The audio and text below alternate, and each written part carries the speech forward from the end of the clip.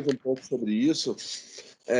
A presença do Fábio aqui, gente, tem muito a ver com um princípio de pesquisa que ele desenvolveu, na verdade, a partir de um empirismo, né? Assim, de um gosto muito pessoal, que é a xilogravura do Nordeste, e especificamente ele havia estudado uma região, que é aquela região da Zona da Mata de Pernambuco, e depois se encantou com uma outra região, que é do Cariri, né, do Crato, e no Ceará. E por conta de uma exposição do Samico, que aconteceu no Sesc, o Fábio foi encarregado, assim, né, convidado de pensar um curso de xilogravura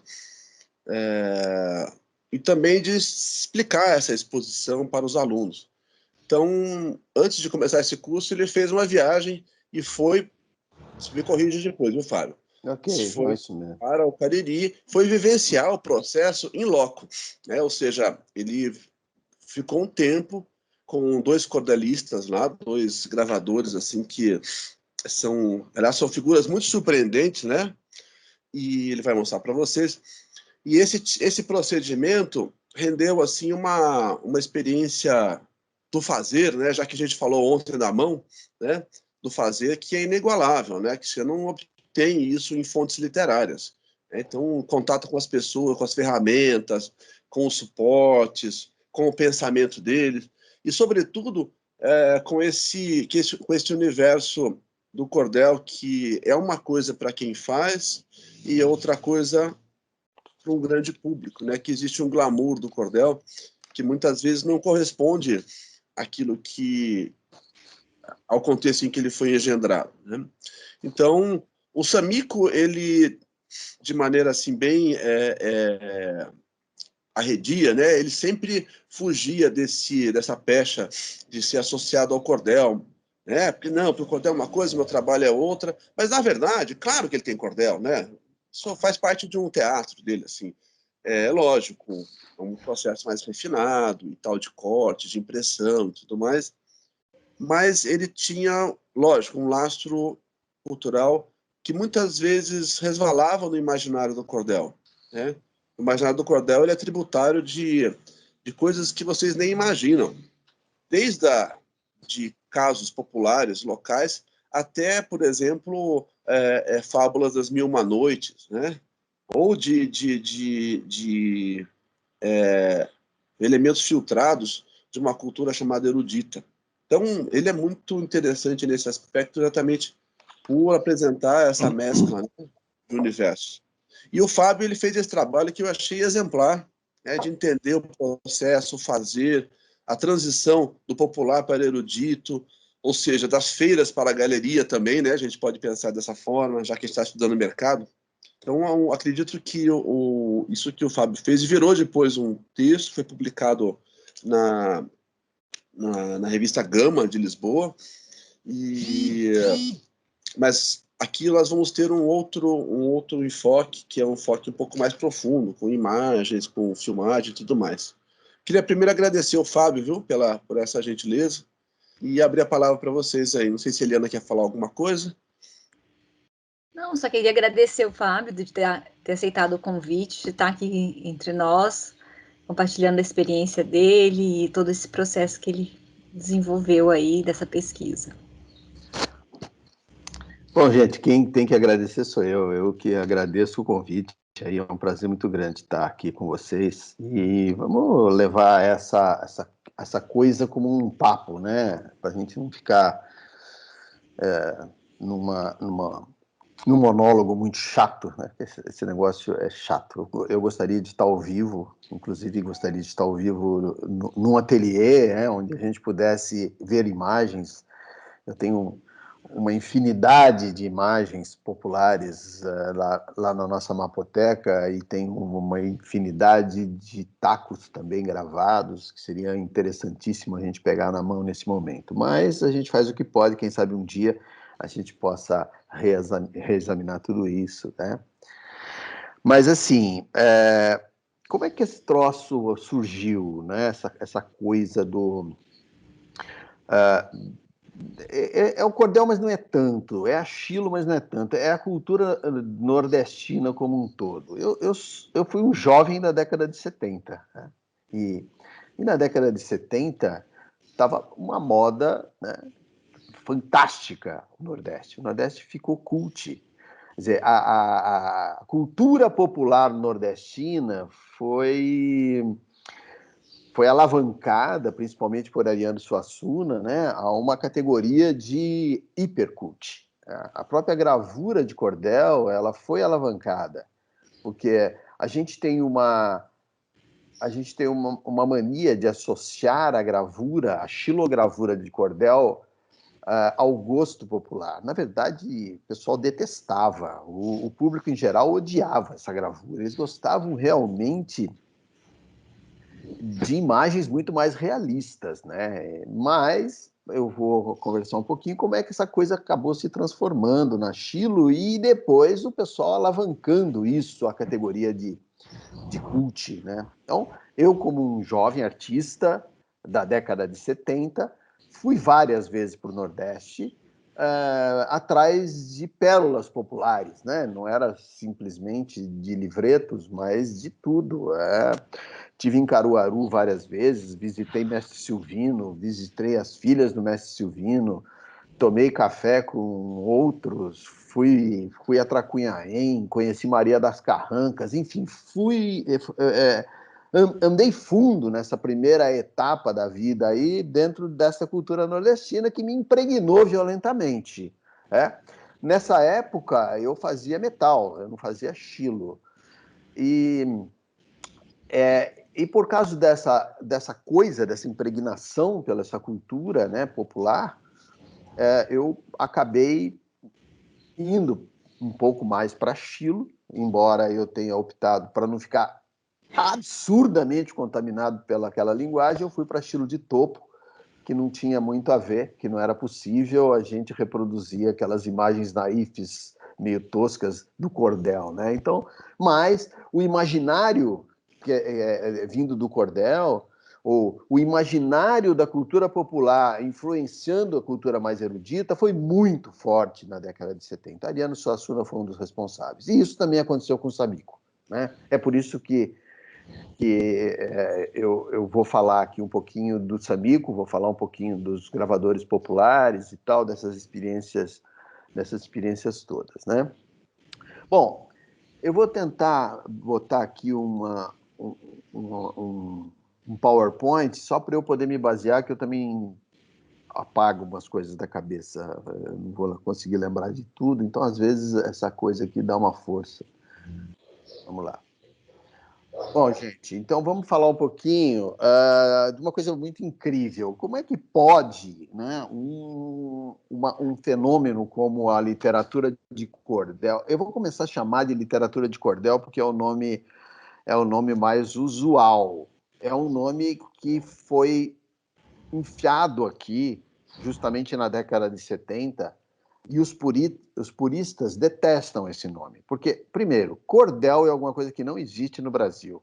Segundo, não tem nada a ver com cordel. As pessoas falam, é porque os poetas penduravam isso numa cordinha. Não, mentira. Nunca ninguém pendurou nada em cordinha, principalmente porque os poetas se apresentavam em feiras e com mala.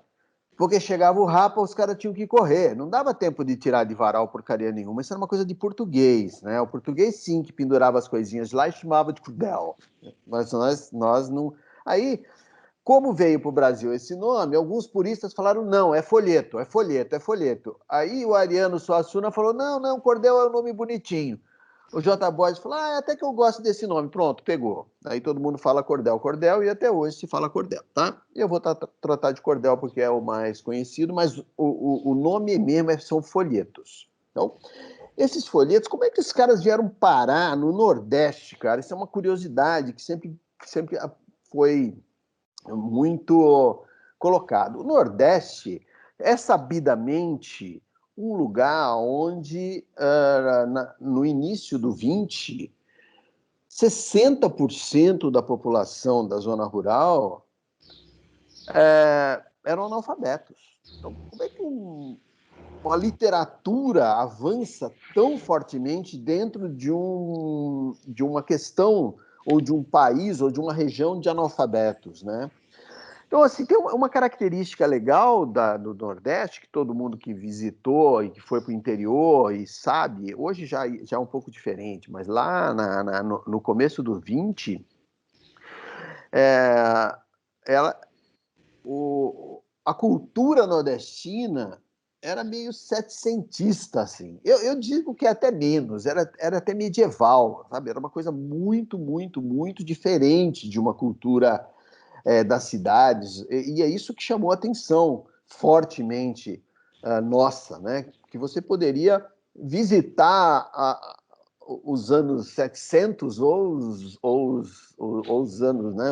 Os 1700 ou até antes disso, e indo para o interior do Nordeste. Então, o próprio Câmara Cascudo, ele fala, ele tem uma frase dele que eu acho legal, que ele diz o seguinte: a vida nas povoações ali, nas fazendas, era setecentistas nas duas primeiras décadas do século XX. Ele afirma isso categoricamente. E era, né? Então, o que aconteceu?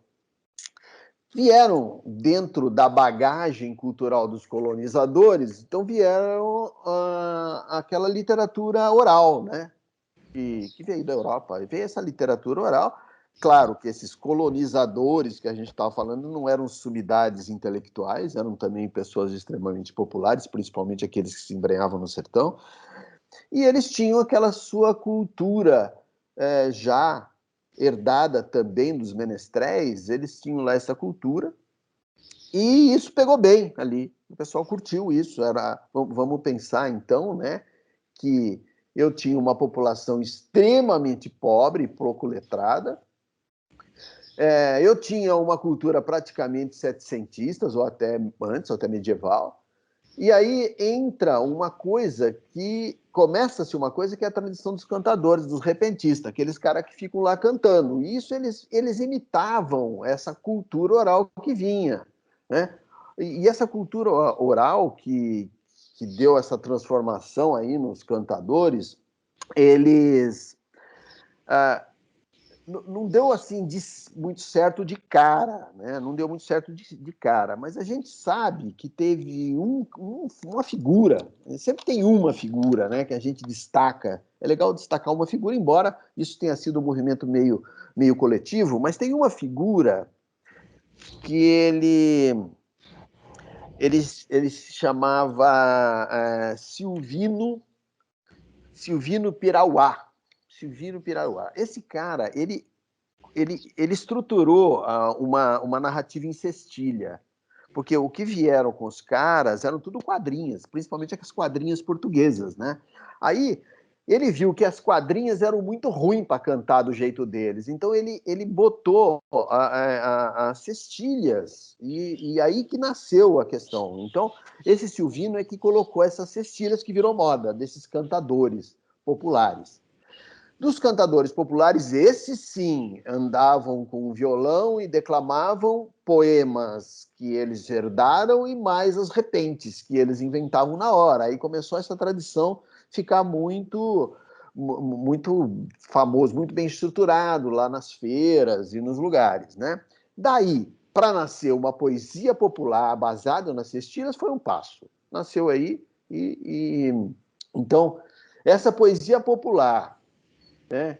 E agora já indo um pouco para frente, essa poesia popular associada a um monte de gráficas regionais que foram montadas, né? E depois a gravura popular, nasceu então os folhetos que a gente conhece, tá? Então essas coisas foram mais ou menos nessa evolução. Agora, é fundamental pensar que esses folhetos, eles eram tudo lá no interior. Eles eram jornalísticos, porque o que acontecia, os cordelistas colocavam em poema e as pessoas eram informadas através disso, né? O cara assim, que escrevia um poema ou um cordel, ou que transformava um cordel um cordel não, uma literatura erudita num cordel, ele fazia um sucesso danado, né? E existia um cara aí que também eu gosto de falar de novo que sempre existem vários, mas tem uns que se destacam muito, como esse Silvino, que fez a transformação, e como um outro que todo mundo acho que já ouviu falar, e se não ouviu, quando se fala de cordel, vai ouvir, que é o Leandro, né? O Leandro Gomes de Barros. O Leandro Gomes de Barros, ele foi um louco do folheto. Ele foi um louco. Ele publicou mais de 1000 folhetos. Ele, pessoal. Com mais de 10.000 edições. Ele foi, assim... ele viveu disso e viveu bem disso, né? E ele estruturou esses cordéis. E tem um cordel dele que demonstra muito bem isso que a gente está falando. Ele chama-se O Soldado Jogador. Esse folheto, ele é europeu. Essa história é europeia. Ele traduziu para a linguagem popular, né, usando cestilhas sete-silábicas já, que já era a estruturação do cordel, e mandou pau, e fez isso aí, vendeu muito, muito, muito. E o interessante é o seguinte, vendeu para quem não sabia ler. É uma curiosidade absurda. Por quê? O cara vinha para a feira, lembre-se que isso ainda estava sendo distribuído em feira, em pontos onde tinha um movimento, festas populares, festas de igreja, e estava lá o poeta vendendo. Aí o cara pegava esse cordel, ele comprava pela capa, quando ele via uma capa bonita, ele comprava essa capa, levava lá para o interior, para a fazenda, sempre tinha uma pessoa que sabia ler lá na região, e esse cara era o leitor. Eles juntavam as pessoas em casa, ali no finalzinho da tarde, depois na hora de descanso, ele lia esses poemas como se fosse uma série do Netflix, né? Era uma maravilha. E lia aquele troço. Então, a importância da capa era fundamental, né? Era muito, muito legal. Por isso que tinha que ser uma capa mais realista, né? Tinha que ser uma capa muito mais realista. Então, o que esses caras que podiam mais faziam? Clichês, né? Faziam as gravuras e faziam os clichês nessas gráficas populares do Recife, das grandes capitais. Só que, entre publicar alguma coisa na capital e chegar no interior, isso era uma vida. Aí começaram a surgir os poetas populares das regiões do interior, né? E, bom, isso já próximo da década de 40, e então começaram a surgir esse povo, e o J. Borges ele diz aí que eram mais de 500 poetas populares circulando e vendendo as coisas nas feiras no interior. Só que o único jeito de fazer uma capa interessante era fazendo alguma coisa ali na hora. E aí nasceu, então, a xilogravura. Mas se tivesse lá um folheto xilogravado de forma meio bizarra, que era no início, né, que a gente gosta, mas era extremamente bizarra, ou se tivesse uma atriz de Hollywood feita num clichê, porra, não tinha dúvida que o cara ia comprar o outro, né? Ninguém gostava dessas estilos toscas. Quem gostava era o Yanda Suassuna e nós, influenciados por ele. Bom, então, cara, nasceu o cordel e nasceu aqui o folheto, ou a literatura, né? E aí, cara, eu quero falar um pouquinho agora de os dois pontos, né? As duas coisas que foram fortemente influenciadas pela literatura de cordel, né? Primeiro, o J. Borges, né, que completa aí 85 anos esse ano, está vivo, está produzindo, e vende igual água. Ele vende. Eu mesmo comprei. Você liga lá em Bezerra, onde ele mora, o cara te manda pelo correio, custa R$50 cada gravura gigante colorida. Então, ele vende igual água para o mundo todo. Ele é profissional disso, né? Mas é muito interessante essa questão, porque ele teve 10 meses de educação formal só. E ele afirma categoricamente que ele aprendeu a ler com o cordel. Ele lendo o cordel é que ele aprendeu a ler. Trabalhou num puta monte de coisa, na agricultura, no campo, foi aquele típico do interiorando setecentista, né, do Nordeste. E ele mesmo começou a fazer achilo para ilustrar seus próprios folhetos, porque não dava para rolar pagar, não tinha. Então ele fazia os folhetos, e aí tinha alguma grafiquinha que foi instaurada lá na região, ele ia lá e produzia seus próprios e saía vendendo. Essa que era a coisa. E ele fazia suas próprias achilas, né? E ele foi considerado por Suassuna o melhor gravurista popular do Brasil. E é incrível, porque ele ilustrou livro para todo mundo, ele fez um puta monte de coisa. Eu estou andando em Portugal, entro numa livraria, vejo lá um conto do Saramago ilustrado pelo J. Borges, né? Um livrinho muito bonito, muito bem editado. E o J. Borges com estilos lindos para aquele conto, né? Bom, esse é o popular, né? Aquele popular, o cara que é o originalzão. Ele nasceu ali em Pernambuco, foi... Barará. Bom, outro lado da moeda, o erudito que foi beber água no mundo popular, no qual eu também acabei me colocando, né? É um cara da família da classe média, ele estudava arquitetura e abandonou a arquitetura, isso todo mundo sabe, né? Mas não custa a gente lembrar aqui e tal. Frequentou ateliê, depois a gente vai falar mais sobre as influências do cara e tal, e recebeu prêmios internacionais, ficou 5 anos em Barcelona, ou seja, outro papo, outra questão, né? Então assim, o que aconteceu com esses dois caras, né? Bom, antes disso, eu queria só dizer como é que apareceu a Achilo. A primeira Achilo, essa aqui está meio fora de ordem, mas não faz mal. Só para eu lembrar, a primeira Achilo que apareceu em cordel. Ele foi no início do século XX. E aparece lá o Lampião numa Achilo com gravação europeia, assim, estilo europeu. A gente não sabe quem fez aquilo, mas é extremamente erudita. Ela foi baseada numa fotografia. E esse taco, cara, foi tão usado, mas tanto usado, que ele foi se desgastando, ele foi ficando horroroso. Então, os últimos folhetos com essa capa estavam um horror, né? Uma coisa maluca. Aí alguém, que também a gente não sabe o que é, resolveu regravar essa Achilo. E, coitado, apareceu lá um Lampião baixinho, gordinho, todo esquisito, né? Bem naif mesmo. Então, aí, óbvio que era o que podia ser feito, né? Muito bem. Eu vou falar um pouquinho do J. Borges, mas, na verdade, cara, não dá para falar do J. Borges, assim, vou falar de todos os gravadores populares do Nordeste. Estou falando mais dessa região da Zona da Mata, né, que é onde as coisas começaram, onde eu frequentei. Depois, existe uma transição importante para a região do Cariri. E isso não é uma transição muito interessante. A gente vai ver um filminho depois, e esse filminho ele vai demonstrar isso bem demonstradinho.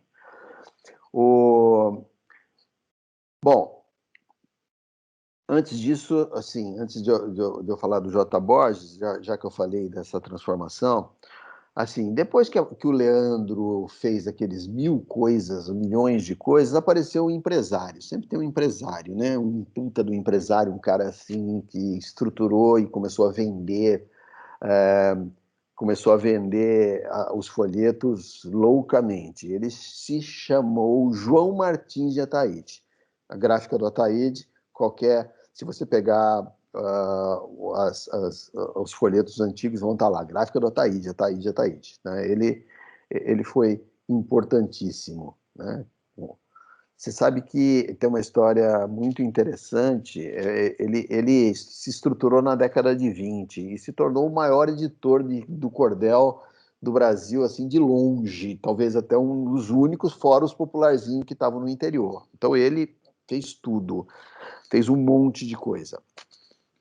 E a gráfica dele, que produzia clichês maravilhosos, né, alavancou violentamente, então, essa literatura. Então, ele é um pouquinho anterior a Schiller, né? Mas, vocês vão ver, quando a gente vê o filminho, o que aconteceu na região do Cariri, mais especificamente em Juazeiro do Norte. Um maluco lá comprou a gráfica do João Martins de Ataíde, e que chamou-se Gráfica São Francisco, e foi tudo para lá. Obviamente, com forte influência do Padre Cícero. Veio tudo para Juazeiro do Norte. Então, ele transferiu para Juazeiro do Norte toda essa cultura, e lá ela tomou uma outra roupagem, mas essa é outra história. Por enquanto, eu estou na Zona da Mata com o J. Borges, né? Bom, aqui o J. Borges, quando diz que o monte, 500 caras perambulando pelas praças e fazendas do sertão e vendendo esse troço, né? Então, como é que esse troço da iconografia popular? Agora vamos falar um pouquinho disso, porque isso vai ser importante tanto para o popular quanto para o erudito, né? Ele é uma coisa bem naif, né? Assim, sem aspectos formais, sem perspectiva, sem composição, é uma coisa realmente naif. Cor forte, só elementar e tal, e totalmente rudimentar, mas, ao mesmo tempo, extremamente lúdica, né? E desenvolvida por pessoas sem nenhuma formação acadêmica. Bom, aqui entra o Ariano. O Ariano foi muito fundamental nessas coisas todas. Na década de 70, lá, ele inventou aquele movimento armorial, né? Esse cara, quem conhece o livro do Ariano, vê que ele faz um esforço danado para se manter numa estética medieval. Então, o objetivo dele era a criação artística erudita baseada em elementos da cultura popular. Então aí entrou-se a ponte, aquela ponte que eu falei que eu ia lá beber água e que Samico foi beber água, né? A gente vai ver isso, faz parte desse troço que ele batizou de armorial, né? Então, assim, ele tem os traços, a ligação com aquele espírito mágico dos folhetos, do romanceiro popular do Nordeste, né, da literatura, com a música de viola, com a rabeca, pífano, tudo isso, e com a estilogravura que ilustra as capas. Então, isso aqui é o dizer do Ariano sobre a arte armorial que ele criou. Então, tem tudo a ver. Então, assim,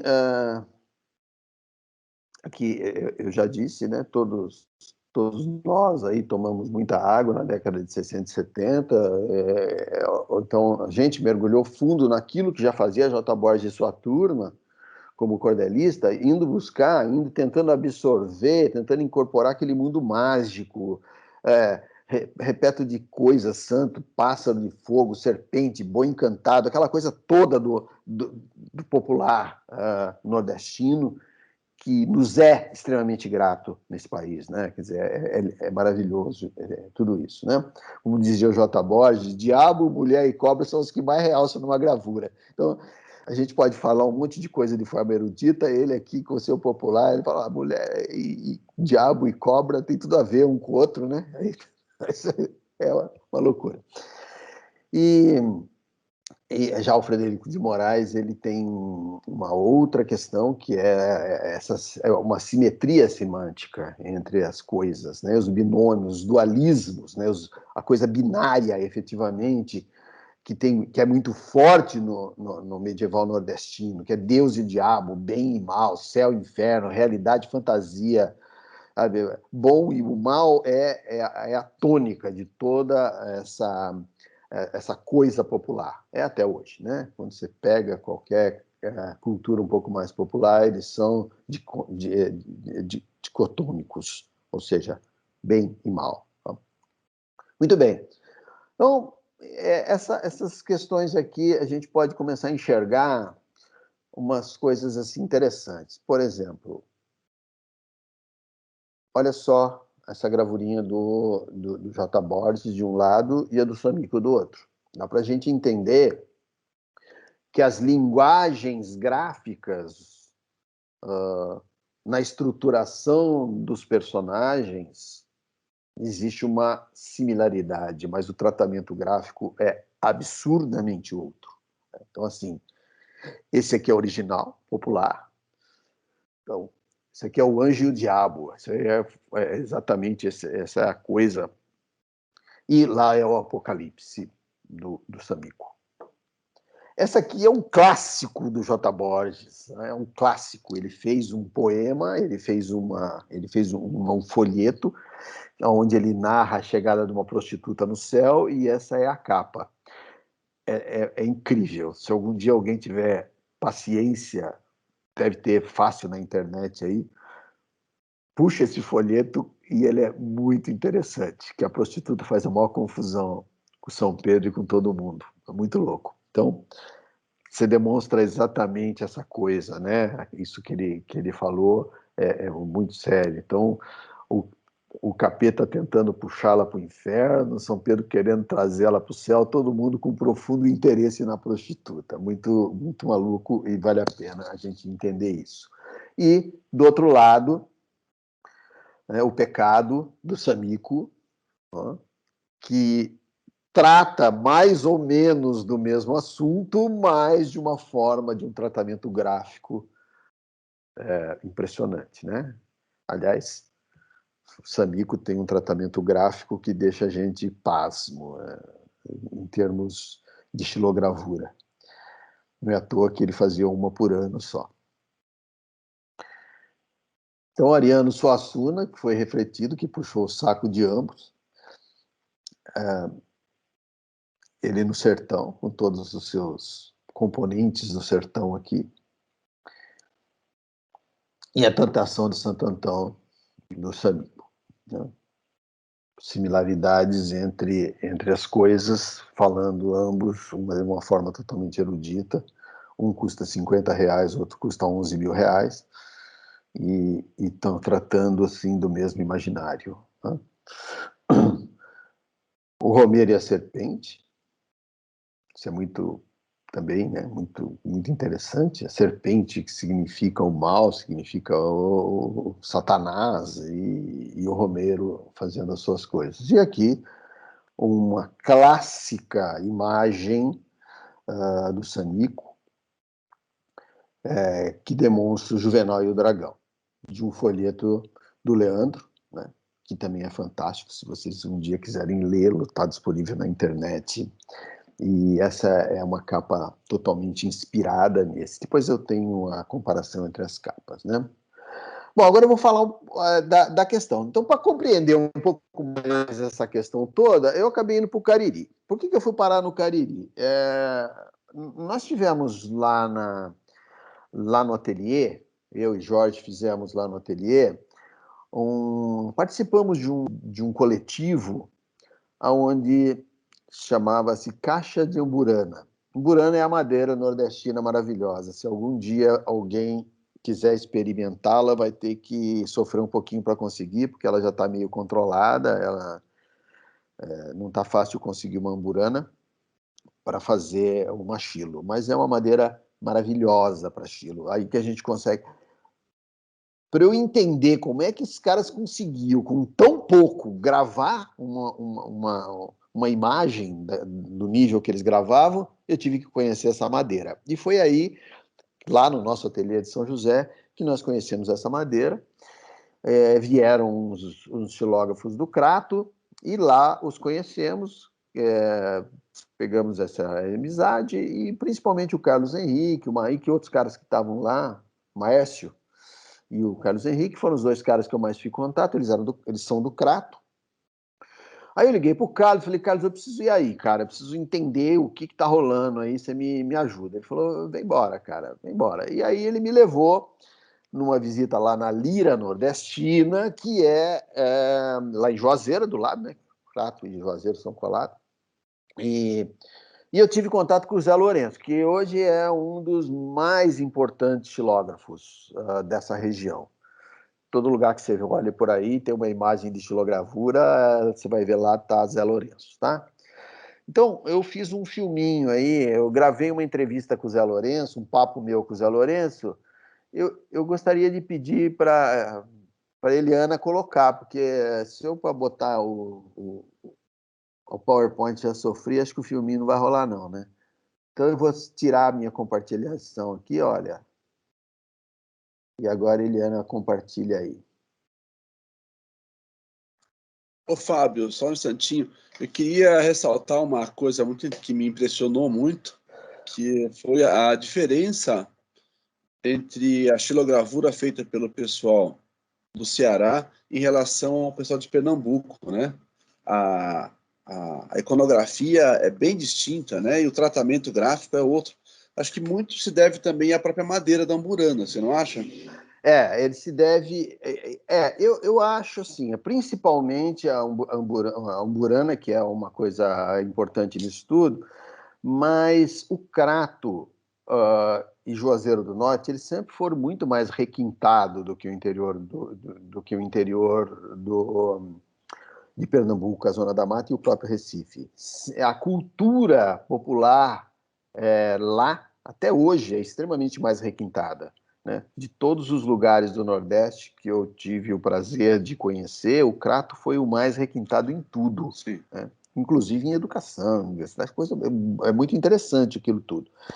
E é legal porque assim os gravadores ou o pessoal da poesia popular lá na região do Cariri, eles fundiram um pouco o erudito com o popular e estão no meio termo, né? O Carlos Henrique é bem isso. Depois tem umas imagens do Carlos Henrique que eu vou mostrar para ver a capacidade do corte gráfico. Claro que a umburana ajuda pra caramba, que é uma madeira que parece manteiga, né? E dura pra caramba na hora de imprimir, maravilhosa. Então, vamos lá, Eliana, depois a gente volta a esse papo. Meu nome é José Lourenço Gonzaga. Oi? E eu queria falar um pouco como começou todo esse movimento do cordel aqui no Cariri, principalmente aqui no Juazeiro. Veio através desse senhor, José Bernardo da Silva, que era um vendedor ambulante que vinha sempre vender seus produtos no Juazeiro, né? E de tanto ele vir para cá na Azul Maria, de Nossa Senhora das Dores, o Padre Cício o convidou para ele vir montar alguma coisa no Juazeiro. E ele teve a ideia de trazer uma pequena tipografia. No início ele veio para Juazeiro em 26, mas a tipografia ele só começou em 36, 10 anos depois. Então era uma pequena gráfica que tinha umas máquinas, tipo essa aqui, que é uma réplica, né? Não é ela, a máquina que ele começou, a que ele começou era a pedal, ele ia pedalando e ia fazendo os cordéis. Então era uma pequena máquina, tipo essa, manual, a pedal, né? Eu rodava aqui a mão e o pedalzinho pedalando para fazer os cordéis. E com isso ele foi montando o seu trabalho, e quando foi em 1950, ele comprou algumas máquinas ao João Martins de Ataíde, lá de Recife, e que era detentor dos direitos autorais de Leandro Gomes de Barros, que era o percussor do cordel no Brasil. Com isso ele ficou sendo o maior editor do cordel do Nordeste do Brasil, até mesmo do Brasil. E por quê? Porque ele tinha a obra toda de Leandro, de João Martins de Ataíde, de vários poetas que João Martins de Ataíde tinha comprado os direitos autorais. Essa máquina, na verdade, ela é uma guilhotina, né? Uma guilhotina manual, que até hoje ela funciona normalmente. Meu avô essa máquina ela foi a responsável por eu estar aqui hoje, né? Porque ela é uma... Vou fazer de corte para você ver.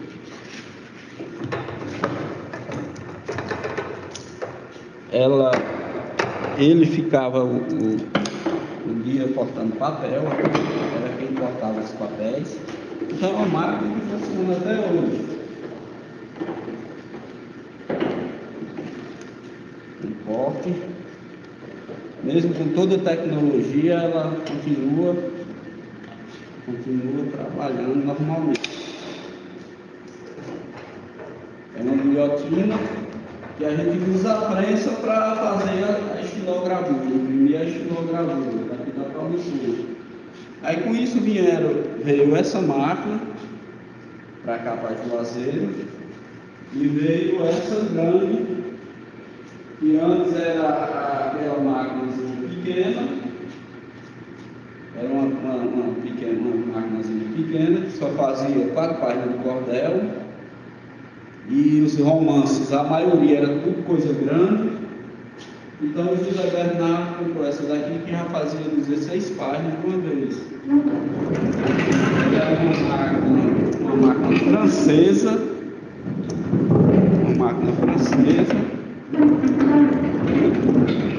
e a gente está tentando recuperar ela para ela voltar a funcionar. Ela tanto funciona manual como elétrica.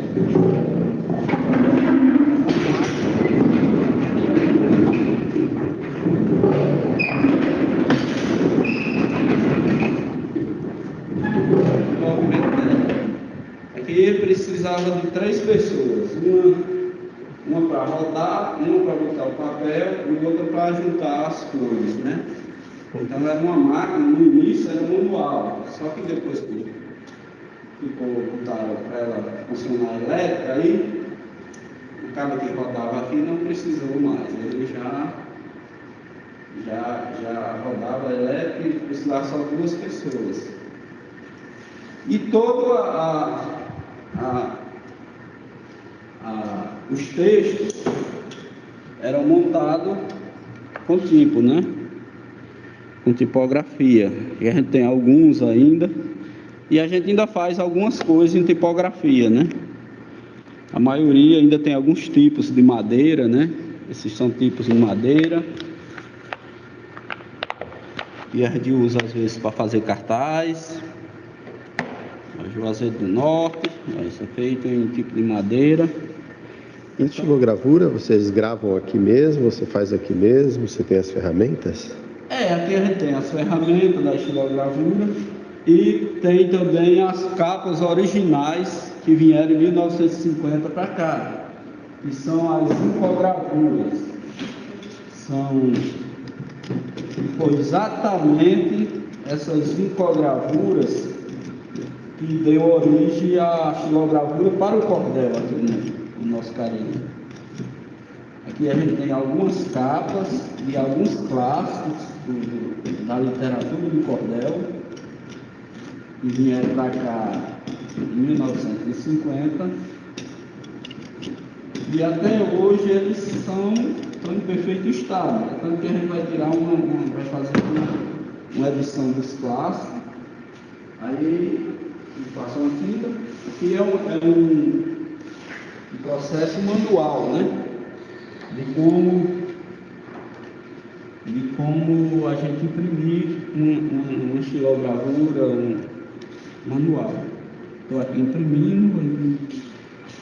É um clichê, né? Que veio aí também em 1950 e foi até pela dificuldade de se fazer esses clichês que surgiu a ideia da estilogravura.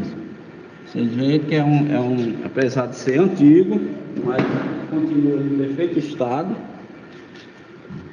Aqui é um dos cordéis. Aqui já é outro cordel, outra capa do cordel. Eu vou imprimir aqui. Essa daqui é um dos cordéis que faz parte das cruzadas. Então aqui a gente tinha, aqui além da gente ter os direitos autorais, o José Bernardo ter comprado os direitos autorais, ele comprou também veio também as capas originais, né, dos cordéis. Então vocês são material que não tem em nenhuma parte do mundo tem isso aqui, né, porque esses são as originais. Perfeito. Isso não tem quem diga que é de coisa de 1950. A perfeição que... Então são coisas assim, aqui é uma máquina que a gente usa não só para cortar, né? Eu acho que hoje o que ela faz menos é cortar o ofício dela. Ela é uma máquina impressora. A gente usa a prensa para imprimir as gravuras.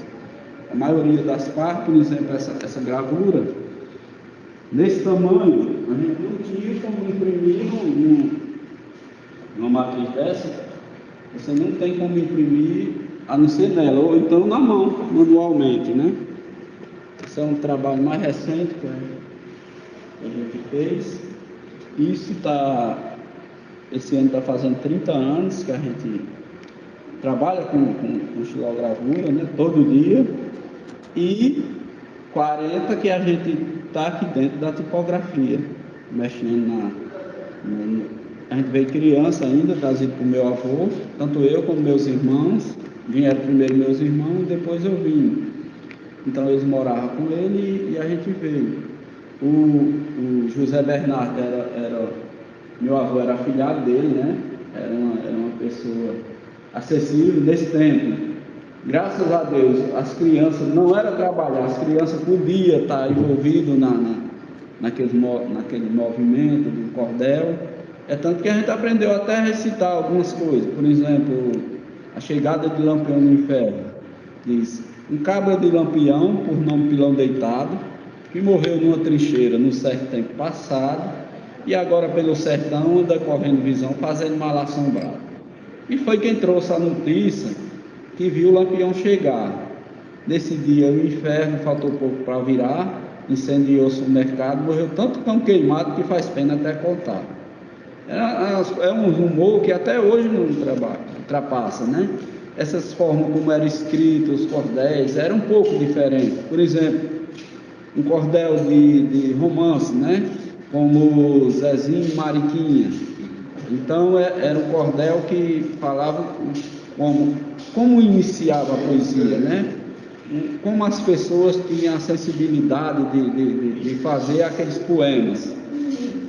Por exemplo, o Zezinho Mariquinha diz: ele conta todo o enredo que vai acontecer no cordel na primeira estrofe.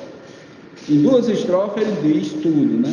Que diz mais ou menos assim: nessa história se vê a força que o amor tem, e Deus quanto ajuda o homem que pensa bem. Tendo força de vontade, só a nega falsidade nunca valeu a ninguém. A força que o amor tem, não há quem possa vencer, dá coragem ao homem fraco, perde o medo de morrer.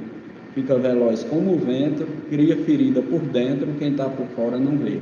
Então vocês veem a forma bela, como era uma coisa simples, né? Não era uma coisa forçada.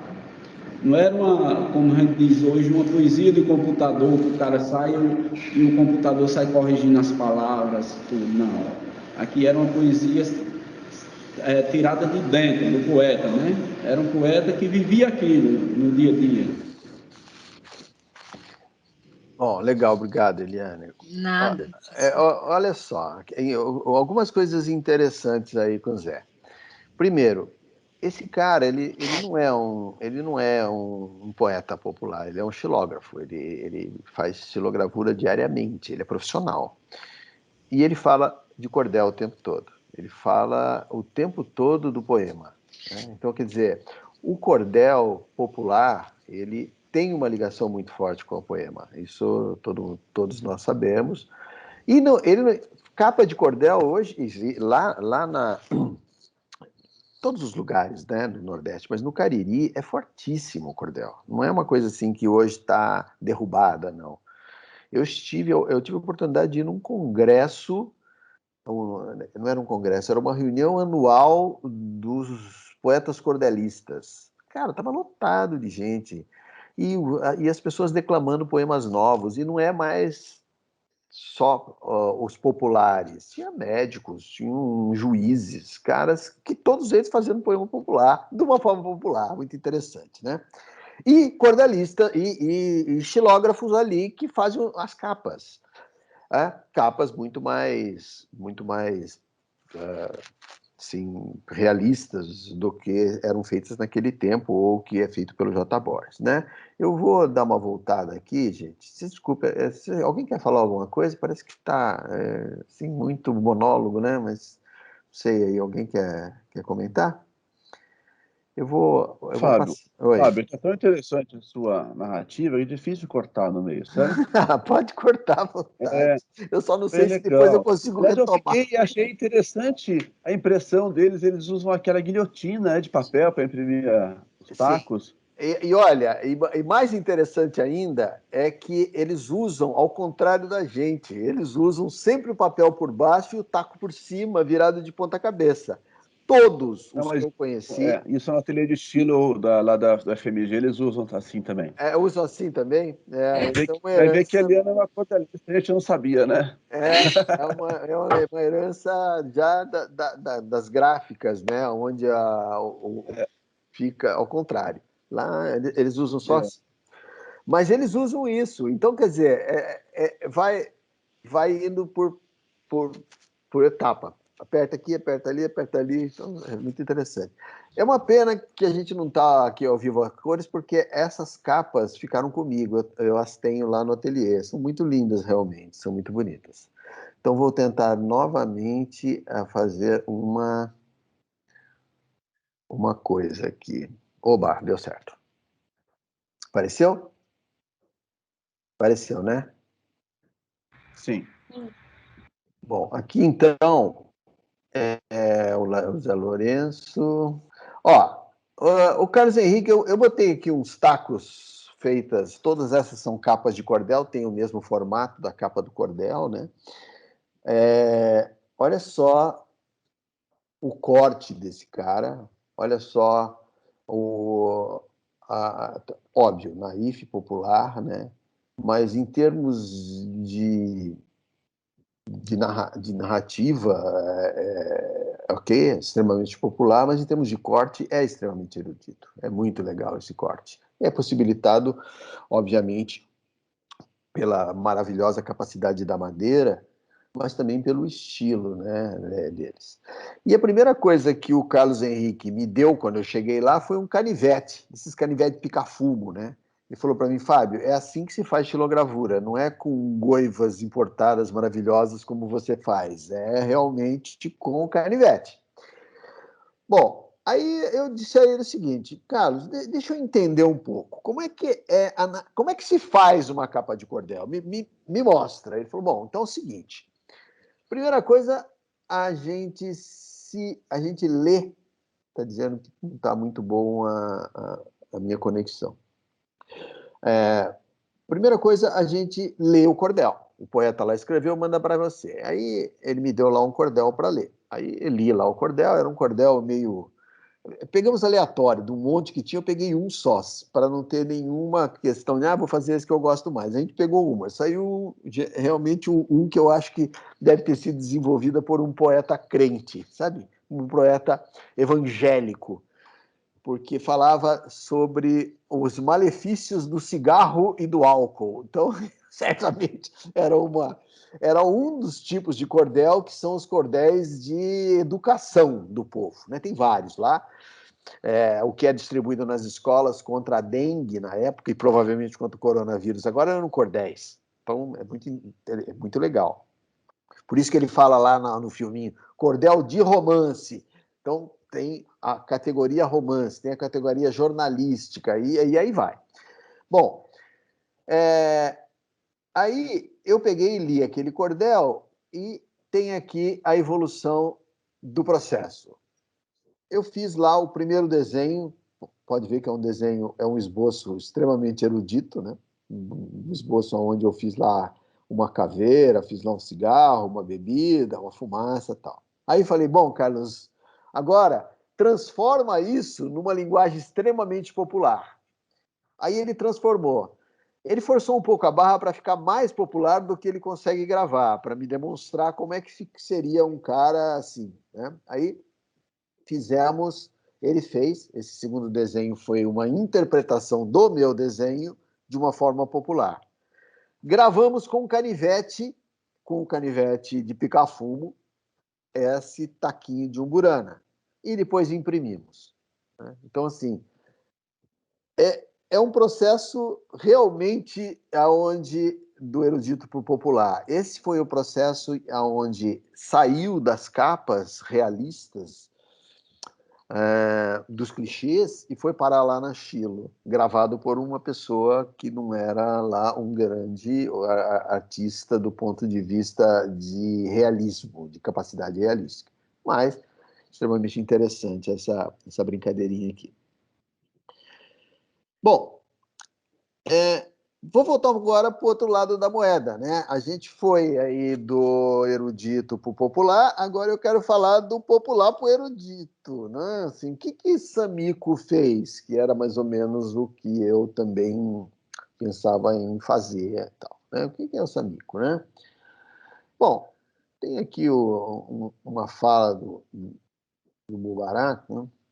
Do Mubarak, dizendo que o Samico, pouco a pouco, ele arranja em sua obra uma polifonia de interlocuções, né?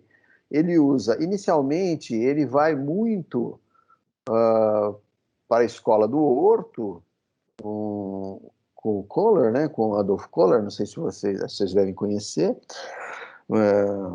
Foi um xilógrafo alemão que colocou o samba da xilogravura aqui de forma da xilogravura comercial, né? Aquela que é feito em topo. Eu, obviamente, sou bastante influenciado por essa iconografia aí do Adolf Kohler. Por quê? Por causa do Livio Abramo. Na verdade, o Samico não teve contato direto com o Adolf Kohler, mas o Livio Abramo teve, e o Samico estudou com o Livio Abramo. O Livio Abramo não admite essa questão, mas esse é outro assunto. Mas é interessante dizer, o Livio Abramo, assim, o Kohler dizia assim que o Livio Abramo não sabia gravar, e o Livio Abramo dizia que o Kohler não era artista. Enfim, nessa briga, os dois se encontraram milhões de vezes, eram amigos, e depois que ele conheceu o Kohler, a gravura dele mudou radicalmente. Do Livio Abramo eu estou falando. E, obviamente, influenciou o Samico nessa primeira coisa aí, né? Depois, o cara vai estudar com o Guild no Rio de Janeiro. Ele se manda de São Paulo, vai para o Rio de Janeiro, e aí ele começa a ver aquelas coisas, aquelas inclusões de cores, que depois se torna absurdamente fantástico dentro da gravura do Samico. Coisas assim que a gente fica horas debruçado e falar como é que esse desgraçado consegue meter essa cor nesse lugar sem borrar. Ele era especialista nisso. E, bom, também a gente pode falar de uma certa da Lígia Pepe, porque ele tinha, né? Vamos lembrar que nessa década, nessa época, o que se chamava de arte concreta ou arte geométrica estava muito em moda. Lígia Pape era uma dessas figuras, e ele também bebeu nessa água e fez toda uma mistura de estudo, né? De forma muito interessante. Aqui algumas coisas, então, que a gente compara aí entre um e outro, né? Então, aqui temos uma questão do Samico e do Lívio. Dá para perceber uma influência. O Guild, né?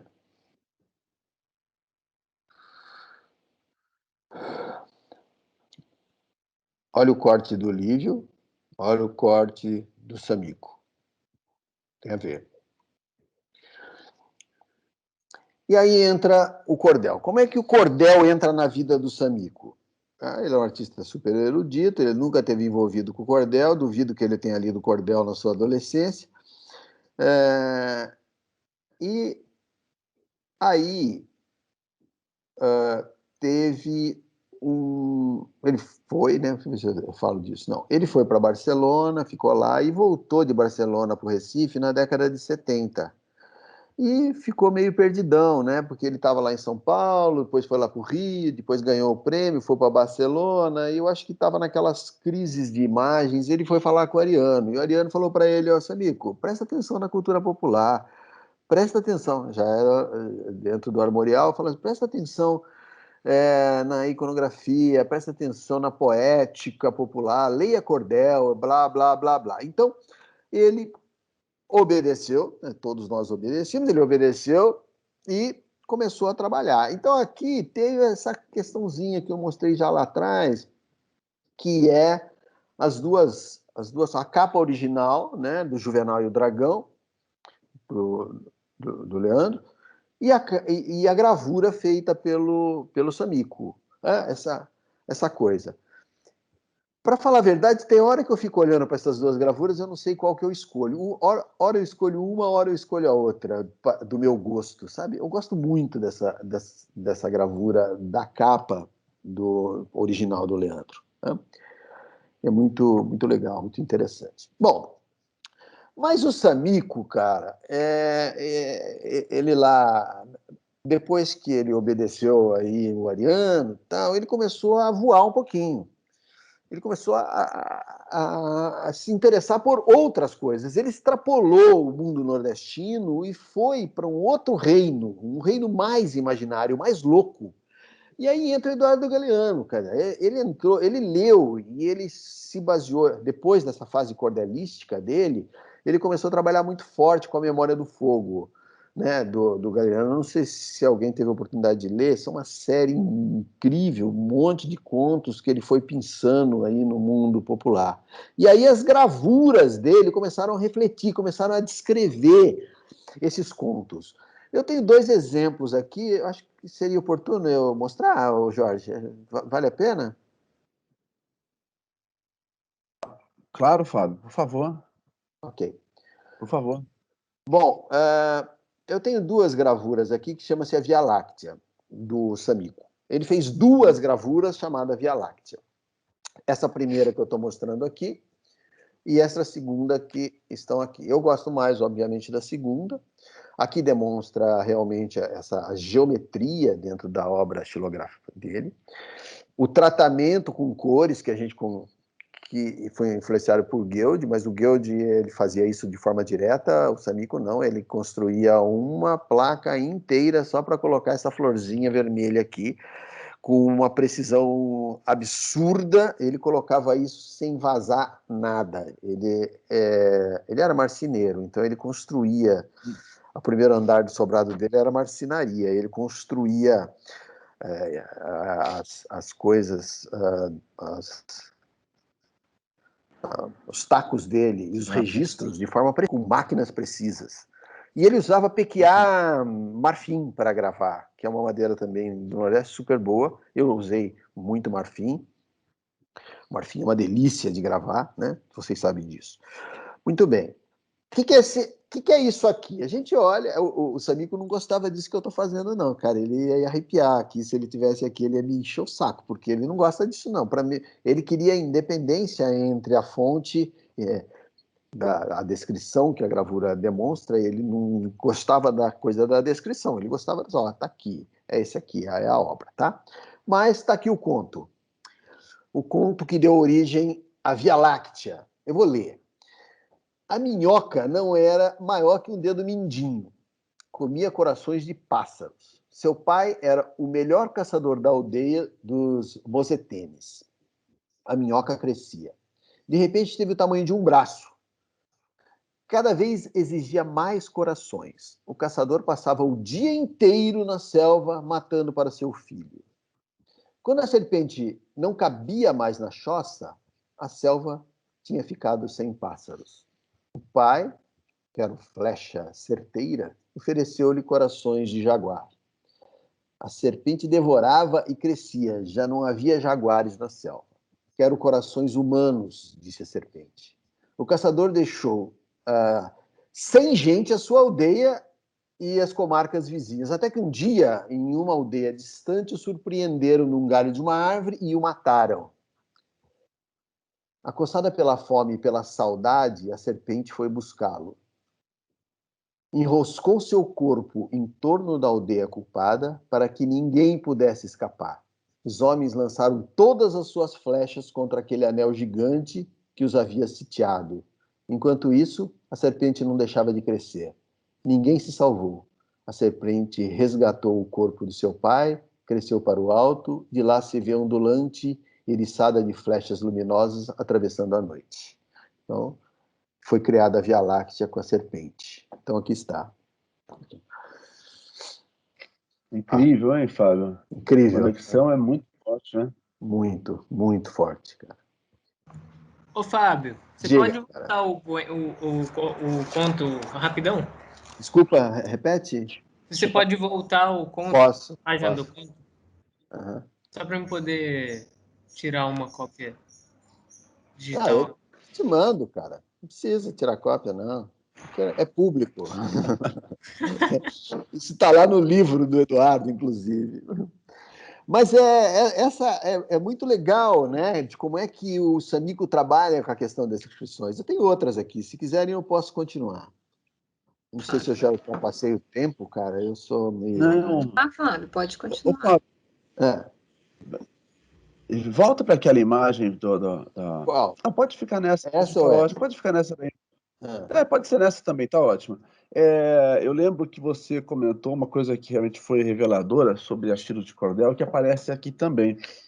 Na Chilo de Cordel, há um dado técnico muito importante, que é a importância das bordas, né? As bordas, elas têm uma função, lógico, né? De Tá. coordenar a impressão, né? A entintagem é a impressão.